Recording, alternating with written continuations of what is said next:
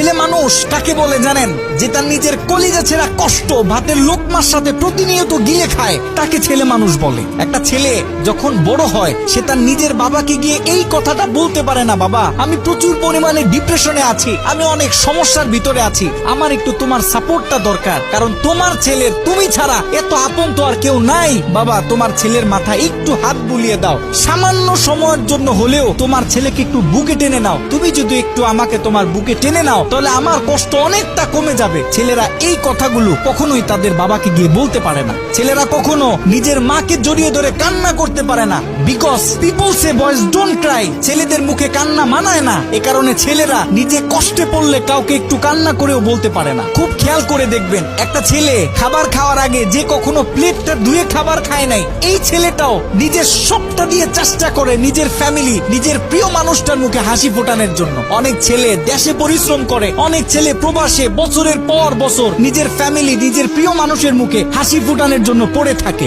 দিন শেষে ছেলেদের মুখে হাসি ফোটানোর মতো কাউকে পাওয়া যায় না। আমি মনে করি boys are the best actor in the world. এই পৃথিবীতে ছেলেরা হচ্ছে সব থেকে বড় অভিনেতা, কারণ ছেলেরা নিজেদের বুকে হাজারো লক্ষ কষ্ট পুঁতে রেখেও মুখে হাসি নিয়ে চলে, কারণ সে জানে আজকে আমি যদি ভেঙে পড়ি তাহলে আমার পুরো ফ্যামিলিটা অস্তিত্বহীন হয়ে যাবে।